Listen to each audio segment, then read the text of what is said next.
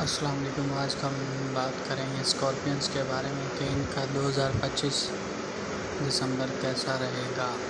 اسکارپینس یعنی کہ برج عقرب، ان کے بارے میں ہے کہ دسمبر آپ کے راستے میں ایک نئی تبدیلی لاتا ہے۔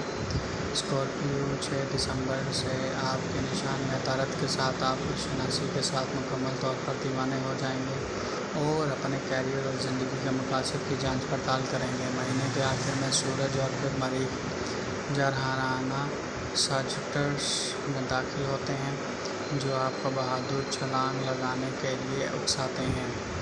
سیجیٹیریس میں نیا چاند 5 دسمبر سفر اور مطالعے کے لیے نئے افق کھولتا ہے۔